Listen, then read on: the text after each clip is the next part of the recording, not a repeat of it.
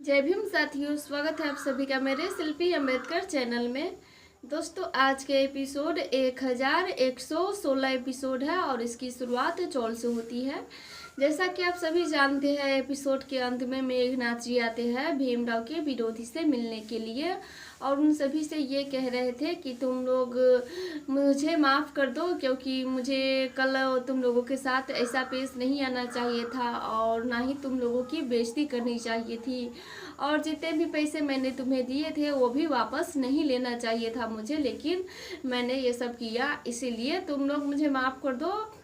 और मेरा एक काम है, करोगे तुम लोग? तो जितने भी भीमराव जी के विरोधी थे वो सभी कहते हैं कि हाँ मेघनाथ जी, हम काम करने के लिए तैयार हैं, अगर फिर से हम लोगों को पैसे मिलेंगे तो हम कुछ भी करने के लिए तैयार हैं। मेघनाथ उनसे कहते हैं कि तुम लोगों को गाना बजाना आता है कि नहीं? तो सभी कहते हैं कि हाँ हाँ हम लोगों को आता है।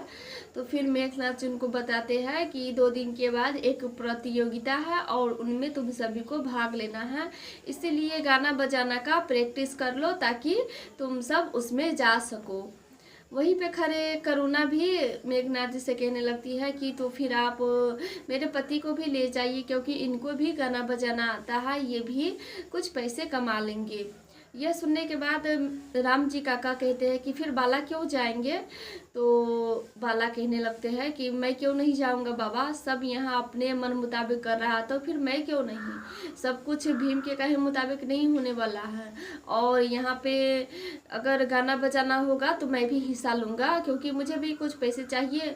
और सब यहाँ पे अपना अपना काम कर रहे हैं, ये लोग अपना पढ़ाई कर रहे हैं, और फिर हम लोग क्यों नहीं कर सकते यहाँ पे गाना बजाना? हम तो ज़रूर जाएंगे।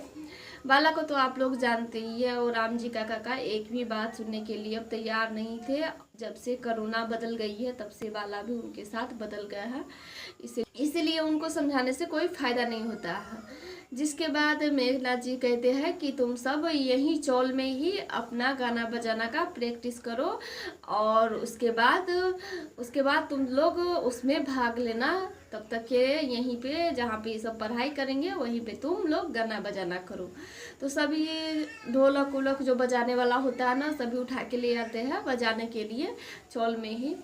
ये सभी योजना बस मेघनाथ की यही थी कि जितने भी विद्यार्थी लोग हैं पढ़ रहे हैं उन सभी को पढ़ाई ना हो पाए, वो सभी पढ़ ना पाए और ना ही परीक्षा में भाग ले और ना ही वो लोग पास हो पाए। लेकिन आगे क्या होता है वो तो बाद में ही मालूम चलेगा कि सच में ये लोग पास हो पाएंगे भी या नहीं।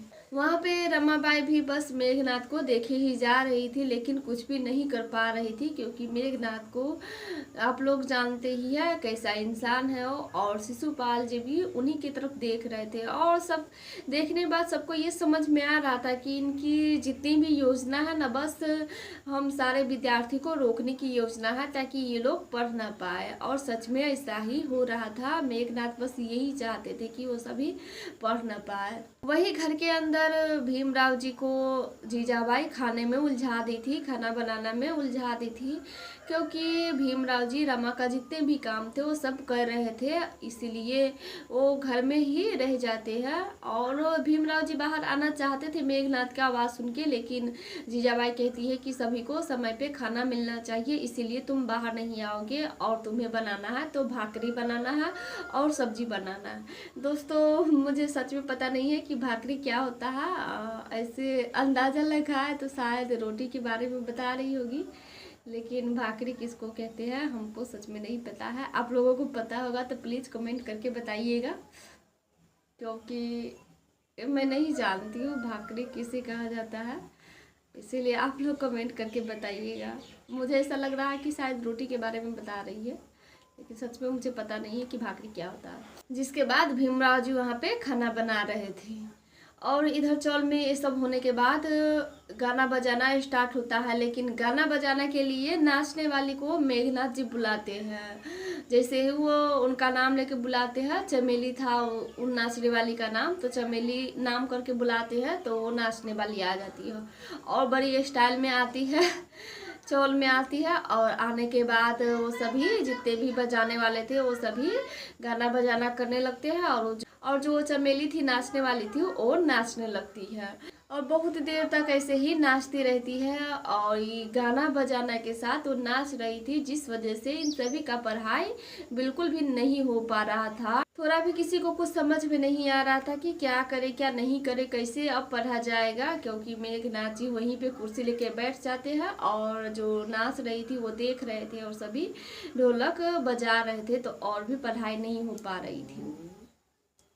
जिसके बाद यह सब होने के बाद जीजाबाई ये सारी बातें बताने भीमराव जी को चली जाती है कि देखो भीमराव, ये गाना बजाना के सुनने की वजह से तुम्हारी जो शिक्षा की आवाज़ थी ना वो बिल्कुल भी सुनाई नहीं दे रही है। अब इस गाना बजाना के साथ तुम्हारी शिक्षा की जो आवाज़ है वो बंद हो जाएगी, सो तुम देख ही लो। जिसके बाद जीजाबाई फिर से कहती है कि चाहे कुछ भी हो जाओ, जब तक खाना नहीं बनेगा तब तक तुम वापस नहीं आओगे, खाना बना के ही वापस आना, क्योंकि सभी को समय पे खाना चाहिए। जिसके बाद वहाँ से चली जाती है करुणा और जीजाबाई फिर से नाच देखने चली जाती है। लेकिन सभी को देखते हुए रमा वहाँ से निकल जाती है, भीमराव जी के पास जाती है और भीमराव जी को बताती है कि सुनिए, वहाँ पे इतना गाना बजाना हो रहा है कि किसी को हम पढ़ा नहीं पा रहे हैं, कोई भी पढ़ नहीं पाएगा और इस सब का हल आप ही बस निकाल सकते हैं, इसीलिए आप बाहर जाइए और उनको रोकिए, क्योंकि इसका हल आप ही के पास होगा और मैं ये खाना बना देती हूँ। जिसके बाद भीमराव जी बाहर आते हैं। जैसे ही भीमराव जी बाहर आते हैं तो वो नाचने वाली थी, वो उनके पास जाके खड़ी हो जाती है और पहले ही मेघनाथ जी उनको बता दिए थे भीमराव जी के बारे में, तो वो बस सबसे शुरुआत में ही उनका नाम लेके बुलाती है। नाचने वाली भीमराव जी से कहते हैं कि भीमराव, मैं नाचने वाली हूँ, ना ही तुम्हारे भाषण, ना ही तुम्हारे ज्ञान, ना ही तुम्हारी शिक्षा, ये कुछ भी मुझ पे असर करने वाला है, क्योंकि मैं नाचने वाली हूँ। ये सभी हो जाने के बाद भीमराव जी वहाँ पे ताली बजाने लगते हैं। उनको ताली बजाते हुए देख के सभी हैरान थे कि आखिर भीमराव जी किस लिए ताली बजा रहे हैं। ताली बजाते हुए भीमराव जी उन नाचने वाली चमेली को कह रहे थे कि आप बहुत अच्छा नाचती है, इसी आपकी इस कलाकारी को मैं सम्मान देता हूँ, इसीलिए मैं ताली बजा के आपके इन कलाकारी को सम्मान देता हूँ।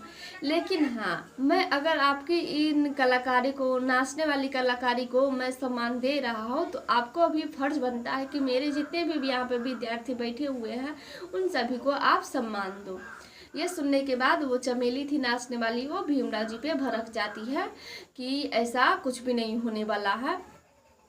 वही मेघनाथ आके चमेली को ही कहने लगते हैं कि चमेली, यही भीमराव है, ऐसे ही अपने बातों में सबको उलझाते रहता है, तो तुम्हें इनकी बातों पर ध्यान नहीं देना है।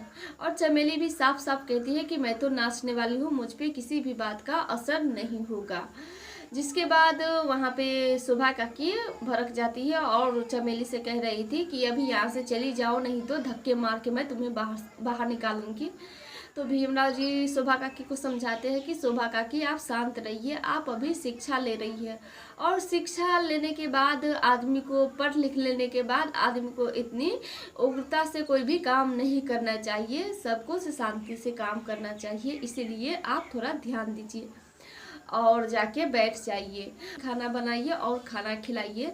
तब तक मैं ये सोच लेता हूँ कि कैसे हम लोग इन सभी के साथ पढ़ सकते हैं। इतना कह के भीमराव जी चौल के बाहर जाते हैं और बाहर बैठ जाते हैं। उनके पास श्यामला और शिशुपाल जी भी जाते हैं, यही सोचने के लिए कि कैसे पढ़ा जा सके। तो देखिए, भीमराव जी के जितने भी विरोधी थे, जोकू, जनार्दन, मनोहर, ये सभी कहने लगते हैं कि चमेली, तुम अभी थोड़ा सा आराम कर लो, जब ये लोग पढ़ना स्टार्ट करेंगे ना तो फिर से हम लोग गाना बजाना करेंगे, ताकि ये लोग नहीं पढ़ पाएंगे, तो इसलिए चलो तुम आराम कर लो। मेघनाथ भी यही कहते हैं कि हाँ जोकू, तुमने एकदम सही बात कही कि जब ये लोग पढ़ेंगे तब तुम लोग गाना बजाना करना। इतना कह के मेघनाथ वहाँ से चले जाते हैं और सभी बैठे हुए थे, सभी आपस खाना बना रहे थे। उसके बाद जब थोड़ी रात होती है तो भीमराव जी अकेले बैठे हुए थे और वहाँ पे शिशुपाल, श्यामला ये भी कह रहे थे कि अगर मैं अपने घर पे भी पढ़ाऊँ ना तो बाबा कोई ना कोई तरीका ढूंढ लेंगे इन सभी को परेशान करने के लिए, इसीलिए कोई फ़ायदा नहीं है। तो भीमराव जी बस उनसे यही कहते हैं कि कुछ समझ में नहीं आ रहा कि कैसे पढ़ा जा सके, और पढ़ना है तो इन लोगों के साथ ही पढ़ना है, क्योंकि कहाँ हम भागते रहेंगे। उसी समय शोभा काकी आती है और कहती है कि जितने भी विद्यार्थी लोग थे उन सभी का खाना बन गया है, हम लोग खाने चलते हैं, तो चलो भीम खा लेते हैं। भीमराज उनको बताते हैं कि चलिए पहले खा लेते हैं, उसके बाद मैं बताता हूँ कि क्या करना है और कैसे करेंगे। जिसके बाद एपिसोड समाप्त हो जाती है। अब इसके आगे क्या होगा ये मैं अगले एपिसोड में बताऊंगी। फिर मिलेंगे अगले एपिसोड के साथ, तब तक के लिए जय भीम।